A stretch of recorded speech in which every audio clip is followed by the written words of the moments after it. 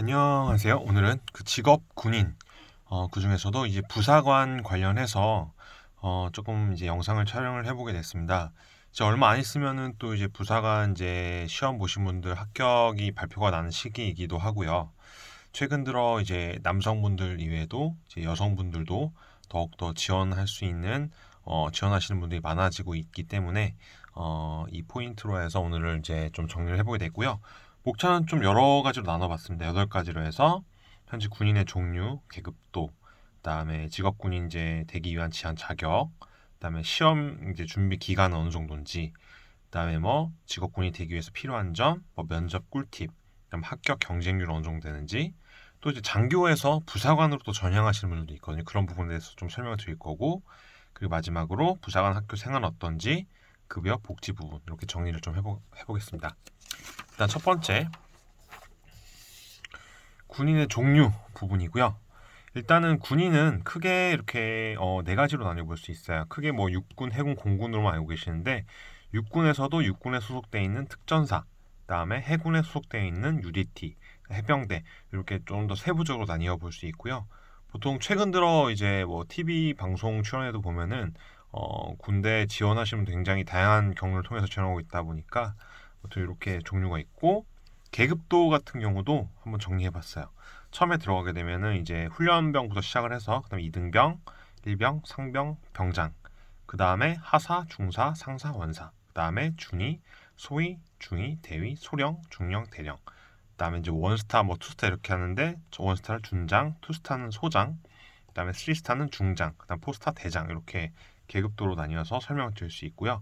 보통 이렇게 파란색으로 나뉘어져 있는 부분이 바로 이제 직업 군인이라고 할 수 있고 하사, 중사, 상사, 원사가 부사관, 그리고 하단에 있는 것들을 이제 장교라고 보시면 될 것 같아요. 군 간부 같은 경우는 현재 아까 말씀드렸다시피 부사관, 장교, 준사관으로 나뉘고 있고 시험을 통해서만 합격을 해야지 가능하십니다. 또 직업 군인이라고 이제 많이 불리고 있죠. 자, 두 번째 목차입니다. 직업 군인 지원할 수 있는 자격 부분이고요.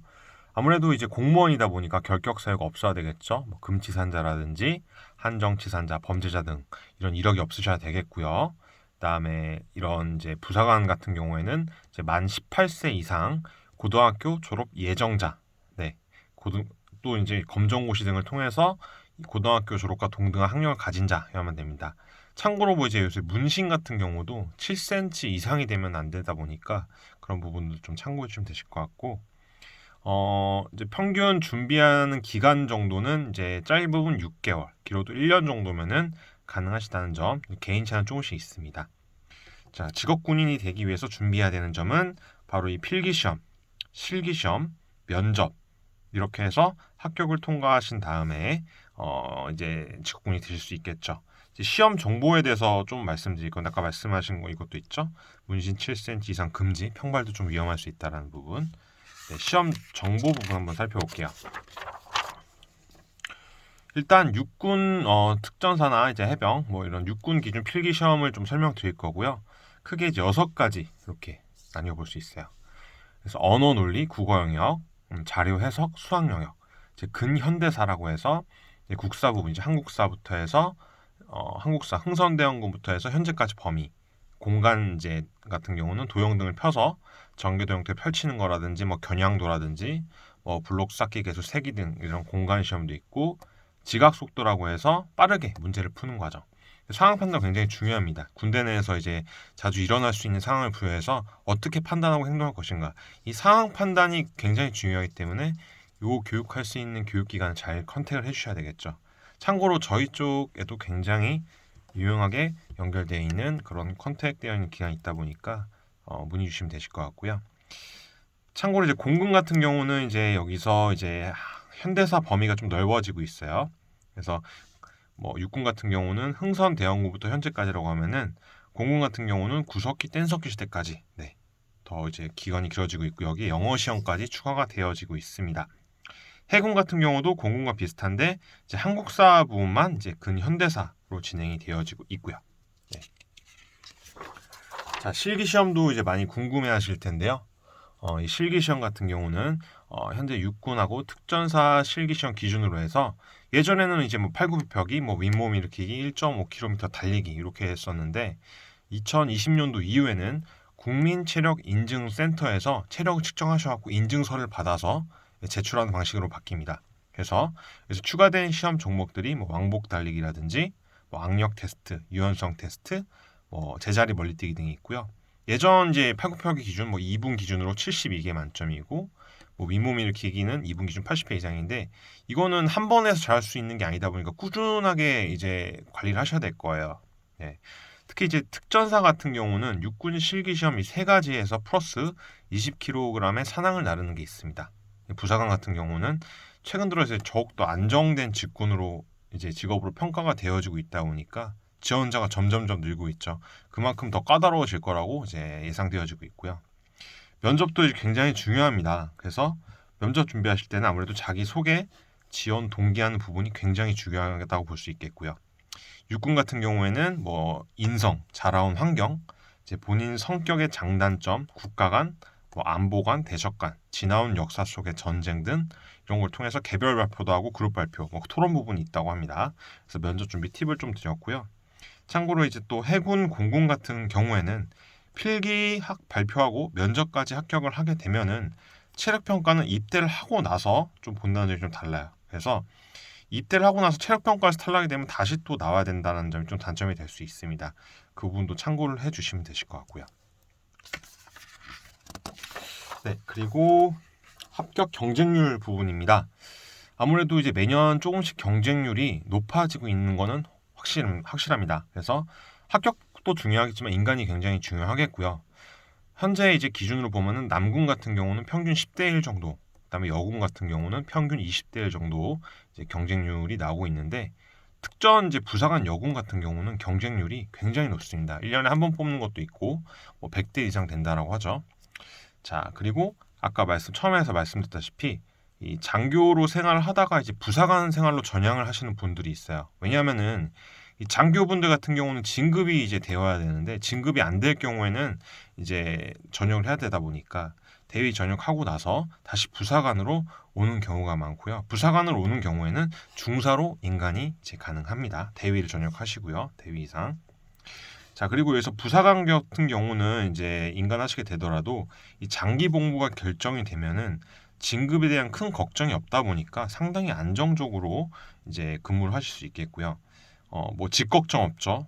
그렇다 보니까 군에서 관사까지 지원이 되다 보니까 굉장히 크죠. 평수도 뭐 55세까지 일할 수 있다는 점, 그런 장점들이 많이 있습니다. 자, 그리고 이제 부사관 학교 생활, 뭐 급여 복지 부분인데요. 연금 같은 경우는 이제 일반 공무원들은 65세 때부터 나오게 되지만 이제 군공무원 같은 경우는 아까 말한 이제 55세 때까지 일할 수 있다 보니까 55세부터 나오게 됩니다. 참고로 이제 부사관 지원의 경우 군 생활을 한 사람은 32살, 32살까지만 지원이 가능하시다는 점. 학교 생활도 좀 살펴볼게요. 일단은 부사관 이제 시험 합격하게 되면은 전북에 있는 항공대죠. 부사관 학교에 입교를 이제 하게 되고요. 입교를 하고 나서는 이제 기초 군사훈련, 전문화 과정 등을 배우고 병가마다 좀 틀리긴 하지만 이제 4개월에서 5개월 정도 교육을 하고 나서 이제 인간을 하게 됩니다.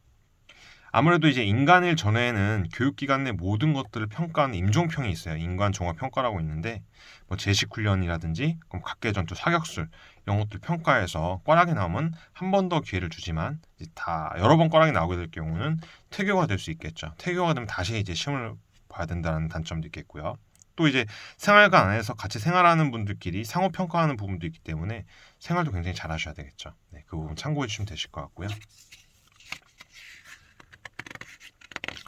마지막으로 네, 급여 부분입니다. 가장 이제 많이 궁금해하실 건데요.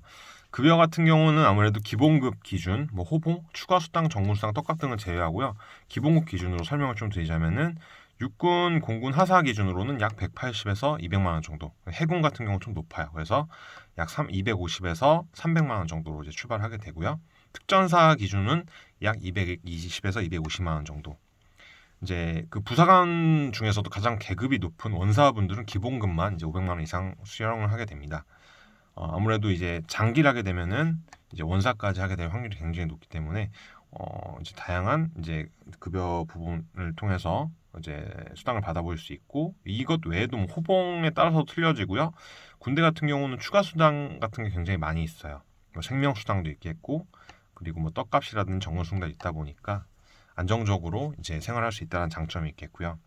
복지 같은 경우도 이제 많이 물어보시는데, 현재 군인 공제회에서 운영하고 있는 뭐 휴양소라든지 군인 복지단에서 운영하고 있는 뭐 숙소나 펜션 같은 경우 이제 뭐 많게는 70% 이상도 할인 혜택을 받아볼 수 있다라고 합니다. 자, 오늘은 그 직업 군인 과정 중에서 이제 부사관 편을 좀 설명을 드려봤습니다. 뭐 전망이라든지 준비 방법, 이제 뭐 꿀팁 정보들 좀 드려봤고요. 이제 직업 군인이 이제 되시려고 하시는 분들, 부사관이나 장교 되시려고 하시는 분들은 아무래도 혼자서 이제 공부하시는 분들도 많이 있으실 텐데, 온오프라인 교육 과정을 통해서 공부하시는 분들이 굉장히 많이 있습니다. 뭐 장교 부사관 하면 연간 지원하시는 분들만 10만 명 이상이 되다 보니까 점점 더 그 수가 늘고 있다고 하죠.